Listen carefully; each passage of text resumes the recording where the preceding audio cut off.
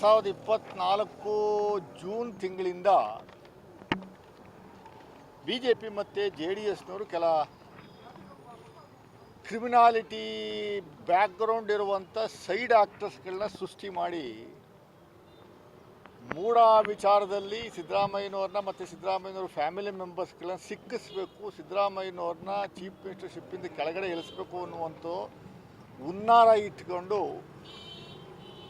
ಏನು ಅವರು ಜಮೀನನ್ನು 3 ಎಕರೆ 16 ಕುಂಟೆ ಜಮೀನು ಮೂಡಾದವರು ಕೆಸರೆ ಸರ್ವೆ ನಂಬರ್ 464ರಲ್ಲಿ ಅವರು ತಿಳಿಸ್ದೇನೆ ಇಲ್ಲಿಗೆಲ್ಲಾಗ ಅಕ್ವೈರ್ ಮಾಡ್ಕೊಂಡಿದ್ದಂಥದ್ದಕ್ಕೆ ಪರ್ಯಾಯವಾಗಿ ಪರಿಹಾರ ರೂಪದಲ್ಲಿ 14 ಸೈಟ್ಗಳನ್ನು ಅವರು ಎಲ್ಲಿ ಸಿಗುತ್ತೋ ಅಲ್ಲಿ ಕೊಡುವಂಥ ಕೆಲಸವನ್ನು ಮಾಡಿದ್ದ ವಿರುದ್ಧ ಇದರಲ್ಲಿ ಸಿದ್ದರಾಮಯ್ಯನವರು ಇನ್ಫ್ಲೂಯೆನ್ಸ್ ಮಾಡಿದ್ದಾರೆ, ಸಿದ್ದರಾಮಯ್ಯನವರು ಪ್ರಭಾವ ಬೀರಿದ್ದಾರೆ. 14 ಸೈಟ್ಗಳ ಬೆಲೆ 56 ಕೋಟಿ ಅಂತ ಸುಳ್ಳುಗಳನ್ನು ಸೃಷ್ಟಿಸಿ ಸ್ನೇಹಮಯಿ ಕೃಷ್ಣ ಮತ್ತು TJ ಅಬ್ರಾಮ್ ಮತ್ತು ಪ್ರದೀಪ್ ಕುಮಾರ್ JDS ಮುಖಂಡರು 3 ಜನರು ಸೇರಿ ಗವರ್ನರ್ಗೆ ಆಗಸ್ಟ್ 19 ತಾರೀಕು ಒಂದು ಮನವಿಯನ್ನು ಕೊಡ್ತಾರೆ. ಪ್ರಾಸಿಕ್ಯೂಷನ್ಗೆ under 17A prevention of corruption act ಅಡಿನಲ್ಲಿ ನಮಗೆ ಸಿದ್ದರಾಮಯ್ಯನವ್ರ ವಿರುದ್ಧ ಕೇಸ್ ಹಾಕುವಂಥದ್ದಕ್ಕೆ ಅನುಮತಿಯನ್ನು ಕೊಡಬೇಕು ಅಂತ ಗವರ್ನರ್ಗೆ ಪತ್ರವನ್ನು 19ನೇ ತಾರೀಕು ಆಗಸ್ಟ್ ತಿಂಗಳಲ್ಲಿ ಕೊಟ್ಟಾಗ ಮಾನ್ಯ ಗವರ್ನರ್ ಅವರು 24ನೇ ತಾರೀಕು ಆಗಸ್ಟ್ ತಿಂಗಳಲ್ಲೇ 4-5 ದಿವಸದ ಒಳಗಡೆನೇ ಅವರಿಗೆ ಅನುಮತಿಯನ್ನು ಕೊಡುವಂಥ ಕೆಲಸವನ್ನು ಮಾಡ್ತಾರೆ. ಅನುಮತಿ ಕೊಟ್ಟಾದ ಮೇಲೆ ಸ್ಪೆಷಲ್ ಕೋರ್ಟು ರೆಪ್ರೆಸೆಂಟೇಟಿವ್ಸ್ಗೆ ಜನಪ್ರತಿನಿಧಿಗಳ ಸಮಸ್ಯೆಗಳ ಬಗ್ಗೆ ಇತ್ಯರ್ಥ ಮಾಡುವಂಥ ಹಿನ್ನೆಲೆಯಲ್ಲಿ ಒಂದು ಸ್ಪೆಷಲ್ ಕೋರ್ಟ್ ಇದೆ. ಆ ಸ್ಪೆಷಲ್ ಕೋರ್ಟ್ಗೆ ಇವರು ದಾವೆಯನ್ನು ಹಾಕ್ತಾರೆ. ಸ್ಪೆಷಲ್ ಕೋರ್ಟ್ಗೆ ದಾವೆ ಹಾಕಿದ ಮೇಲೆ ಸ್ನೇಹಮಯಿ ಕೃಷ್ಣ ಅನ್ನುವ ವ್ಯಕ್ತಿಗೆ ಇಡೀ ಎಂಟೈರ್ BJP ಹೈಕಮಾಂಡಿಂದ ಹಿಡಿದು ಅವರ ಹೈಕಮಾಂಡ್ ಏನಿದೆ BJPಯವರ ಹೈಕಮಾಂಡ್ ಡೆಲ್ಲಿ ಲೆವೆಲಲ್ಲಿ ಮತ್ತು ಇಲ್ಲಿ ಲೋಕಲಲ್ಲಿ ಆ ವಿಜೇಂದ್ರ ಇರ್ಬೋದು, ಅಶೋಕ್ ಇರ್ಬೋದು, ಕುಮಾರಸ್ವಾಮಿಯವರು ಇರ್ಬೋದು, ನೇರವಾಗಿ ಈ ಸ್ನೇಹಮಯಿ ಕೃಷ್ಣ ಅನ್ನೋನ್ನ ಫೀಲ್ಡ್ಗೆ ಬಿಟ್ಟು ಅವ್ರ ಮೂಲಕ ಆಟ ಆಡಿಸುವಂಥದ್ದು ಒಂದು ಸತತವಾದ ಪ್ರಯತ್ನವನ್ನು ಮಾಡಿದರು. ಸ್ಪೆಷಲ್ ಕೋರ್ಟಲ್ಲಿ ತನಿಖೆ ವಿಚಾರದಲ್ಲಿ ತನಿಖೆ ಆರಂಭಗೊಂಡ ನಂತರವೇ ಇಮ್ಮಿಡಿಯೇಟಾಗಿ ಮತ್ತೆ ಅವರು ಸೆಪ್ಟೆಂಬರ್ ತಿಂಗಳಲ್ಲಿ ಹೈಕೋರ್ಟ್ಗೆ ಹೋಗ್ತಾರೆ. ಹೈಕೋರ್ಟ್ಗೆ ಹೋಗಿ ನಮಗೆ ಇಮ್ಮಿಡಿಯೇಟಾಗಿ ಪ್ರಾಸಿಕ್ಯೂಷನ್ಗೆ ಅರೆಸ್ಟ್ ಮಾಡಬೇಕು, ಇವ್ರನ್ನ ಅಧಿಕಾರದ ಕೆಳಗಡೆ ಇಳಿಸಬೇಕು ಅನ್ನುವಂಥ ದೃಷ್ಟಿನಲ್ಲಿ ಆರ್ಗ್ಯುಮೆಂಟ್ಗಳು ಆಗುವಂಥ ಸಂದರ್ಭದಲ್ಲಿ ಬಹಳ ಲೀಡಿಂಗ್ ಅಡ್ವೊಕೇಟ್ಸ್ ಸುಪ್ರೀಂ ಕೋರ್ಟಲ್ಲಿ ಲೀಡಿಂಗ್ ಅಡ್ವೊಕೇಟ್ಸ್ 4-5 ಜನನ ಕರೆಸಿ ಆರ್ಗ್ಯುಮೆಂಟ್ ಮಾಡುವಂಥದ್ದು ನಾವು ಕಂಡ್ವಿ. ಹೈಕೋರ್ಟು ಇದರಲ್ಲಿ ಯಾವುದೇ ಉರುಳಿಲ್ಲ. ಈಗಾಗಲೇ ಅವರು ಸ್ಪೆಷಲ್ ಕೋರ್ಟ್ ಮುಂದ್ಗಡೆ ಹೋಗಿರೋದ್ರಿಂದ ನಾವು ಸ್ಪೆಷಲ್ ಕೋರ್ಟ್ಗೆ ಡೈರೆಕ್ಷನ್ಸ್ ಕೊಡ್ತೀವಿ. ಆಮೇಲೆ FIRನ ಅವರೇನು ದಾಖಲೆ ಮಾಡುವಂಥದ್ದಕ್ಕೆ ಇವರು ಕೇಳಿದ್ದಾರೆ, FIRನ ರಿಜಿಸ್ಟ್ರ್ ಮಾಡಿ ತನಿಖೆ ಮಾಡುವಂಥದ್ದಕ್ಕೆ ನಾವು ಸೂಚನೆ ಕೊಡ್ತೀವಿ ಅಂತ ಹೈಕೋರ್ಟು ಆ ಕೇಸನ್ನು ವಜಾ ಮಾಡಿ ಸ್ಪೆಷಲ್ ಕೋರ್ಟ್ಗೆ ಡೈರೆಕ್ಷನ್ ಕೊಡುವಂಥ ಕೆಲಸವನ್ನು ಮಾಡಿದ್ರು. ಸ್ಪೆಷಲ್ ಕೋರ್ಟಲ್ಲಿ ಅವರು FIRನ ರಿಜಿಸ್ಟ್ರ್ ಮಾಡಿ ತನಿಖೆ ಮಾಡಿ ಅಂತ ಲೋಕಾಯುಕ್ತಕ್ಕೆ, ಮೈಸೂರು ಲೋಕಾಯುಕ್ತಕ್ಕೆ ಅವರು ಡೈರೆಕ್ಷನ್ ಕೊಡುವಂಥ ಕೆಲಸವನ್ನು ಮಾಡಿದ್ರು. ಅವರು ಲೋಕಾಯುಕ್ತ ತನಿಖೆ ಆಗಬೇಕು ಅನ್ನುವಂಥದ್ದು ಕೇಳಿದ್ದೆ ಸ್ನೇಹಮಯಿ ಕೃಷ್ಣ. ಅದಾದ ಮೇಲೆ FIR ರಿಜಿಸ್ಟರ್ ಆಗಿ ಲೋಕಾಯುಕ್ತ ತನಿಖೆ ಶುರು ಮಾಡಿದ ತಕ್ಷಣ, ಪ್ರಾರಂಭ ಮಾಡಿದ ತಕ್ಷಣ ಇದೇ ಸ್ನೇಹಮಯಿ ಕೃಷ್ಣ ಅನ್ನೋ ವ್ಯಕ್ತಿ ಮತ್ತೊಮ್ಮೆ ಹೈಕೋರ್ಟ್ಗೆ ಹೋಗ್ತಾನೆ. ಮನುಷ್ಯ ಅವನು ನಮಗೆ ಲೋಕಾಯುಕ್ತದ ಮೇಲೆ ಇದಿಲ್ಲ, ನಮಗೆ ಕಾನ್ಫಿಡೆನ್ಸ್ ಇಲ್ಲ, ನಂಬಿಕೆ ಇಲ್ಲ, ಅದರಿಂದ CBI ಕೊಡಬೇಕು, ಇನ್ಯಾವುದಕ್ಕೂ ಕೊಡಬೇಕು, ಕೇಂದ್ರ ಸರ್ಕಾರದ ಅಡಿನಲ್ಲಿ ಬರುವಂಥ ಸಂಸ್ಥೆಗಳಿಗೆ ಕೊಡಬೇಕು ಅನ್ನುವಂಥದ್ದು ವಾದ ಮಂಡನೆ ಮಾಡಿದಾಗ, ಇಲ್ಲ ಇದನ್ನು ಲೋಕಾಯುಕ್ತ ಅನ್ನುವಂಥದ್ದು ಒಂದು ಇಂಡಿಪೆಂಡೆಂಟ್ ಇನ್ವೆಸ್ಟಿಗೇಟಿಂಗ್ ಏಜೆನ್ಸಿ, ಅವರೇ ಮಾಡಲಿ, ಅವ್ರು ಮಾಡಿ ಆದ ನಂತರ ನಿಮ್ದು ಏನಾದರೂ ಇದ್ದರೆ ಮತ್ತೆ ಕೋರ್ಟಿಗೆ ಬರ್ಬೋದು ಅನ್ನುವಂಥದ್ದು ಆದೇಶ ಮಾಡಿ ಅವನ್ನ ಉಗಿದ್ಬಿಟ್ಟು ಕಳಿಸ್ತಾರೆ. ಅದಾದ ಮೇಲೆ ಲೋಕಾಯುಕ್ತ ಅವರು ತನಿಖೆ ಮಾಡ್ತಾರೆ. ಒಂದು ಇದರಲ್ಲಿ ಯಾವುದೇ ಉರುಳಿಲ್ಲ ಅಂತ ಗೊತ್ತಾದ ಮೇಲೆ ಲೋಕಾಯುಕ್ತ ಪ್ರಾಮಾಣಿಕವಾಗಿ ಸಿದ್ದರಾಮಯ್ಯನವ್ರ ಆದಿಯಾಗಿ ಕರೆಸಿ ಎನ್ಕ್ವೈರಿ ಮಾಡಿ ತನಿಖೆ ಮಾಡಿ ಫೆಬ್ರವರಿ 2025ರಲ್ಲಿ ಅವರು ಸ್ಪೆಷಲ್ ಕೋರ್ಟ್ಗೆ ಒಂದು ರಿಪೋರ್ಟನ್ನು ಸಬ್ಮಿಟ್ ಮಾಡ್ತಾರೆ.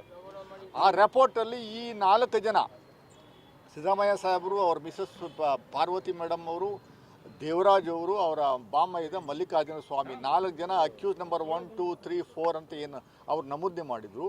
4 ಜನದ್ದು ಯಾವುದೇ ಪಾತ್ರ ಇಲ್ಲ, ಇದರಲ್ಲಿ ಯಾವುದೇ ಉರುಳಿಲ್ಲ, ಇದು ಯಾವುದೇ ಇಲ್ಲಿಗಲಾಟಿ ಇಲ್ಲ, ಯಾವುದೇ ಕರಪ್ಷನ್ ಇದರಲ್ಲಿ ಆಗಿಲ್ಲ ಅನ್ನುವಂಥದ್ದು ಹೇಳಿ ಆದಮೇಲೆ ಅವರು ಬಿ ರಿಪೋರ್ಟನ್ನು ಲೋಕಾಯುಕ್ತದವರು ತನಿಖೆ ಆದಮೇಲೆ ಬಿ ರಿಪೋರ್ಟನ್ನು ಸಲ್ಲಿಕೆ ಮಾಡ್ತಾರೆ ಸ್ಪೆಷಲ್ ಕೋರ್ಟಲ್ಲಿ. ಈ ಬಿ ರಿಪೋರ್ಟನ್ನು ಅಕ್ಸೆಪ್ಟ್ ಮಾಡ್ಕೊಂಡ್ರು ಬಿ ರಿಪೋರ್ಟನ್ನು ಮತ್ತೆ ಹೈಕೋರ್ಟ್ಗೆ ಮತ್ತು ಸ್ಪೆಷಲ್ ಕೋರ್ಟಲ್ಲಿ ಇವರು ಒಂದು ಅರ್ಜಿ ಹಾಕ್ಕೊಂತಾರೆ. ಸ್ನೇಹ ಮೈ ಕೃಷ್ಣರವರು ಲೋಕಾಯುಕ್ತ ಕೊಟ್ಟಿರುವಂಥ ರಿಪೋರ್ಟು ಅದು ಸರಿ ಇಲ್ಲ, ಸಮಂಜಸವಾಗಿಲ್ಲ, ಇದು ಇನ್ಫ್ಲೂಯೆನ್ಸ್ ಆಧಾರದ ಮೇಲೆ ಕೂಡಿರುವಂಥ ಒಂದು ರಿಪೋರ್ಟು, ಇದನ್ನು ಪರಿಗಣಿಸಬಾರ್ದು ಅಂತ. ಅದಾದಮೇಲೆ ಕೋರ್ಟಲ್ಲಿ ಅವ್ರ ಲಾಯರು ನಮ್ಮ ಕಡೆ ಲಾಯರ್ಗೂ ವಾದ ಪ್ರತಿವಾದ ಆಲಿಸಿ ಆದಮೇಲೆ ನಿನ್ನೆ ದಿವಸ 28ನೇ ತಾರೀಕು ಬಹಳ ಸ್ಪಷ್ಟವಾದಂಥ ಒಂದು ಆದೇಶವನ್ನು ಹೈಕೋರ್ಟು ಇಂಟರಿಮ್ ಆದೇಶವನ್ನು ನೀಡಿದ್ದಾರೆ. ಇದು ಪೂರ್ತಿ ಪ್ರಮಾಣದ ಜಡ್ಜ್ಮೆಂಟು ಇನ್ನೂ ಅಪ್ಲೋಡ್ ಆಗಿಲ್ಲ.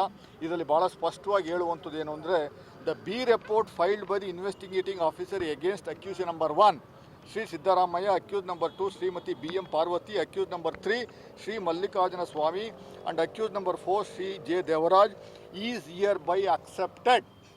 ಲೋಕಾಯುಕ್ತ ಕೊಟ್ಟಿರುವಂಥ ಬಿ ರಿಪೋರ್ಟನ್ನು ನಾವು ಪರಿಪೂರ್ಣವಾಗಿ ಅಕ್ಸೆಪ್ಟ್ ಮಾಡ್ಕೊಂಡಿದ್ದೀವಿ.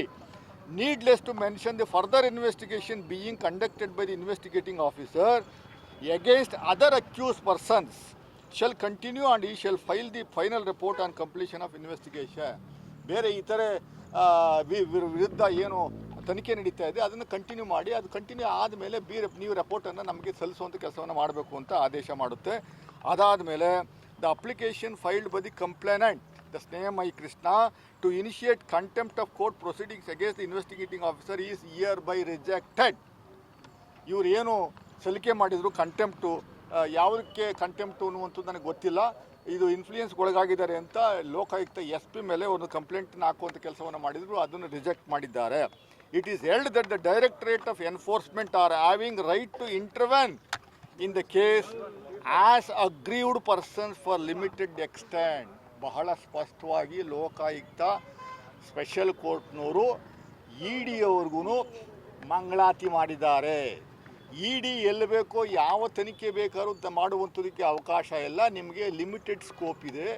ಇವ್ರು 4 ಜನ ಹೊರತುಪಡಿಸಿ ನಿಮ್ಗೆ ಇನ್ನೇನಾದರೂ ಇದ್ದರೆ ಇನ್ವೆಸ್ಟಿಗೇಟ್ ಮಾಡುವಂಥದಕ್ಕೆ ನಿಮಗೆ ಅಧಿಕಾರ ಇದೆ ಅಂತ. ಯಾಕೆಂದರೆ ಇದೇ ಸ್ನೇಹ ಮೈ ಕೃಷ್ಣರವರು ಹೈಕೋರ್ಟಲ್ಲಿ ಇವರ ಅಪ್ಲಿಕೇಶನ್ ರಿಜೆಕ್ಟ್ ಆದಮೇಲೆ ಇಮ್ಮಿಡಿಯೇಟಾಗಿ EDಗೆ ಹೋಗ್ತಾರೆ. EDಗೆ ಬೆಳಗ್ಗೆ ಒಂದು ಮೇಲರನ್ನು ಕಂಪ್ಲೇಂಟ್ ಮಾಡ್ತಾರೆ, ಸಾಯಂಕಾಲ 4 ಗಂಟೆಗೆ FIR ಆಗುತ್ತೆ ಸಿದ್ದರಾಮಯ್ಯನವ್ರ ವಿರುದ್ಧ. ED ಅವರು ಒಬ್ಬ ಸ್ನೇಹ ಮೈ ಕೃಷ್ಣ ಅನ್ನುವಂಥ ಒಬ್ಬ ಸೈಡ್ ಆ್ಯಕ್ಟ್ರು, 44 ಕೇಸ್ಗಳಿರುವಂಥ ಒಬ್ಬ ಕ್ರಿಮಿನಲ್ಲಿ ಹಿನ್ನೆಲೆ ಉಳ್ಳಿರುವಂಥ ಒಬ್ಬ ವ್ಯಕ್ತಿ ಒಂದು ಮೇಲಲ್ಲೇ ಒಂದು ಕಂಪ್ಲೇಂಟ್ ಲಾಡ್ಜ್ ಮಾಡಿದ್ರೆ ಚೀಫ್ ಮಿನಿಸ್ಟ್ರ್ ವಿರುದ್ಧ ಅದು ಇಮ್ಮಿಡಿಯೇಟಾಗಿ FIR ಮಾಡ್ತಾರೆ. FIR ಮಾಡಿ ಅವರು ತನಿಖೆ ಶುರು ಮಾಡ್ತಾರೆ. ಇಲ್ಲಿವರೆಗೆ BJPಯವರು ಏನು ಬೊಬ್ಬೆ ಹೊಡ್ಕೊತಾ ಇದ್ರು, ಲಬ ಅಂತ ಬಡ್ಕೊತಾ ಇದ್ರು. ಈ ಭಾಗದ ಈ KR ಕಾನ್ಸ್ಟಿಟ್ಯೂನ್ಸಿಯಲ್ಲಿ ಹೊಸದಾಗಿ ಯಾರೋ ಒಬ್ಬ MLA ಗೆದ್ದವನೇ, 10,000 ಕೋಟಿ ಹಗರಣ, 8,000 ಕೋಟಿ ಹಗರಣ, 9,000 ಕೋಟಿ ಹಗರಣ ಅಂತ ಹೇಳಿದ್ದೆ. ಎಲ್ಲಪ್ಪ ನಿಮ್ಮದೇ ED ನಡೀತಾ ಇದೆಯಲ್ಲ ತನಿಖೆ, ಎಷ್ಟು ಸೈಟ್ಗಳನ್ನ ಮುಟ್ಕೋಲು, ಯಾರ್ಯಾರು ಸೈಟ್ಗಳನ್ನ ಮುಟ್ಕೋಲು ಹಾಕ್ಕೊಂಡಿದ್ದೀರಿ, ಬಡಪಾಯಿಗಳು ಜನಸಾಮಾನ್ಯರ ಸೈಟ್ಗಳನ್ನೆಲ್ಲ ಮುಟ್ಕೋಲು ಹಾಕುವಂಥ ಕೆಲಸವನ್ನು ಮಾಡ್ಕೊಂಡಿದ್ದೀರಿ ED ಅವರು. ಈಗೇನು ನೀವು ಸಿದ್ದರಾಮಯ್ಯನವ್ರ ವಿಚಾರದಲ್ಲಿ ಯಾವ ಇನ್ಫ್ಲೂಯೆನ್ಸ್ ಮಾಡಿದರೆ, ಯಾವ ಟೈಮಲ್ಲಿ ಏನೇನು ಹಗರಣ ಆಗಿದೆ ಅನ್ನುವಂಥದ್ದು ಈ ವ್ಯಕ್ತಿ ಹೇಳುವಂಥ ಕೆಲಸವನ್ನು ಮಾಡಲಿ. ದಿನ ಬೆಳಗ್ಗೆ ಎದ್ದರೆ ಸಿದ್ದರಾಮಯ್ಯನವ್ರನ್ನ ಬೈಯೋದು, ಕಾಂಗ್ರೆಸ್ನವ್ರನ್ನ ಬೈಯೋದು, ರಾಹುಲ್ ಗಾಂಧಿಯವ್ರನ್ನ ಬೈಯೋದು, ಹಗರಣ ಅನ್ನುವಂಥದ್ದು. ಇವ್ರ ಯೋಗ್ಯತೆ ಹೊಸದಾಗಿ ಎಲ್ಲ ಒಂದು ಅವಕಾಶ ಕೊಟ್ಟಿದ್ದು ಕ್ಷೇತ್ರದಲ್ಲಿ 5 ಪೈಸಾ ತಗೋಬೋದು, ಒಂದು ಕೆಲಸ ಮಾಡಲಿಲ್ಲ. ದಿನ ಬೆಳಗ್ಗೆ ಎದ್ದರೆ ಸಿದ್ದರಾಮಯ್ಯ ಕಮ್ಯುನಿಟಿಯವ್ರ ವಿರುದ್ಧ ಮಾತಾಡುವಂಥದ್ದು, SCಗಳ ವಿರುದ್ಧ ಮಾತಾಡುವಂಥದ್ದು, STಗಳ ವಿರುದ್ಧ ಮಾತಾಡುವಂಥದ್ದು, ಅವರ ಪಕ್ಷದ ಮುಖಂಡರ ವಿರುದ್ಧ ಪಿತೂರಿ ಮಾಡುವಂಥದ್ದು, ವಿಜಯೇಂದ್ರನ ವಿರುದ್ಧ ಪಿತೂರಿ ಮಾಡುವಂಥದ್ದು, ಇದೆಲ್ಲ ಮಾಡುವಂಥ ಕೆಲಸವನ್ನು ಮಾಡ್ತಾಯಿದ್ದಾರೆ.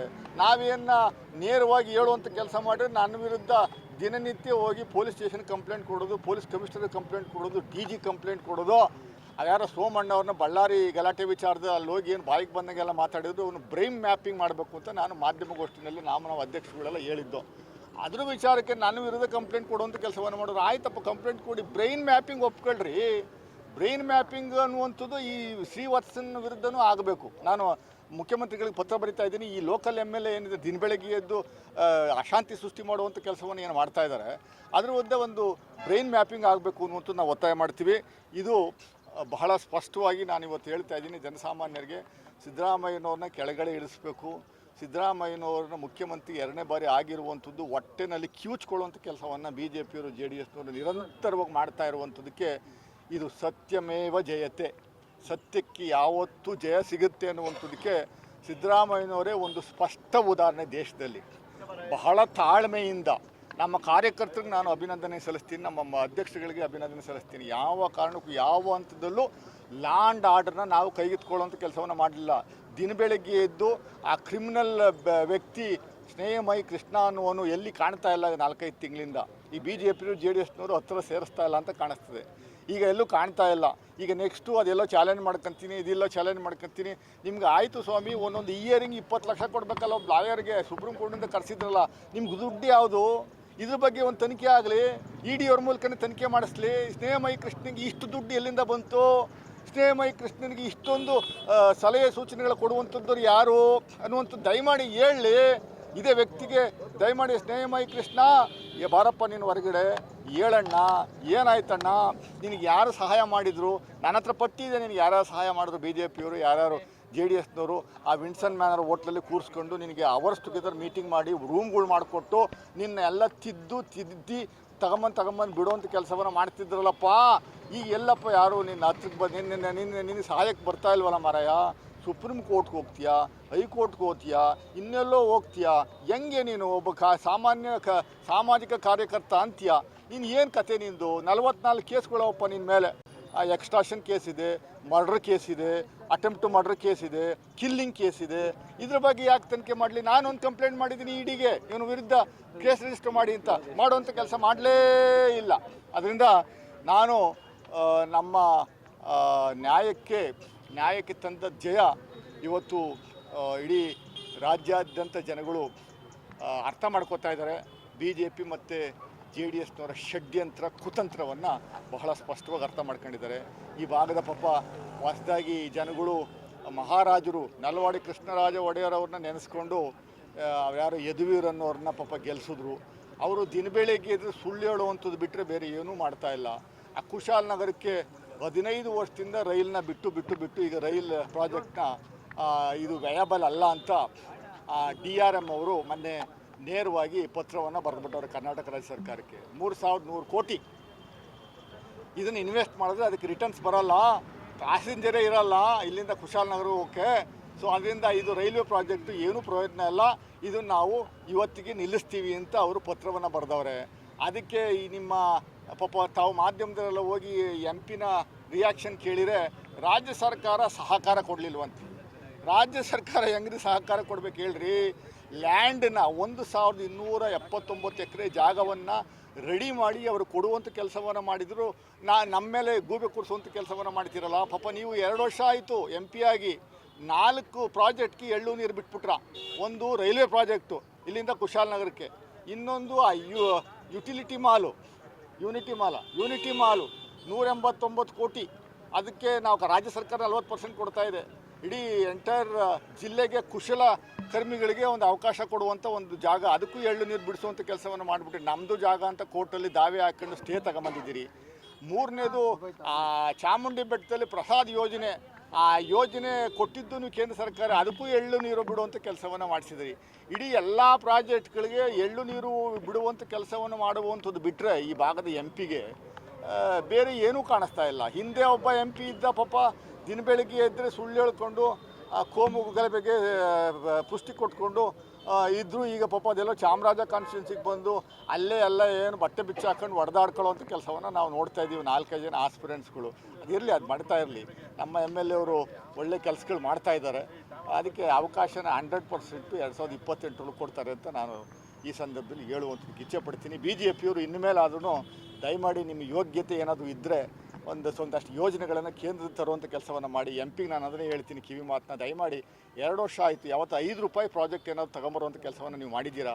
ಜನಗಳಿಗೆ ಹೇಳಿ, ಯಾವುದು ಇಂಥ ಕಾರ್ಯಕ್ರಮ ಕೊಟ್ಟಿದ್ದೀವಿ, ಇಂಥ ಇದನ್ನು ನಾವು ತೆಗೆದಿದ್ದೀವಿ ಅನ್ನುವಂಥದ್ದು ಹೇಳುವಂಥ ಕೆಲಸವನ್ನು ಮಾಡೋದು ಬಿಟ್ಟು ಈ ದಿನನಿತ್ಯ BJPಯವರು ಸುಳ್ಳು ಹೇಳುವಂಥ ಕೆಲಸವನ್ನು ನಿಲ್ಲಿಸಬೇಕು ಅಂತ ಹೇಳಿ ನಾನು ಇದನ್ನು ಇವತ್ತಿನ ಬ್ರೀಫ್ನ ಕ್ಲೋಸ್ ಮಾಡ್ತೀನಿ. Thank you.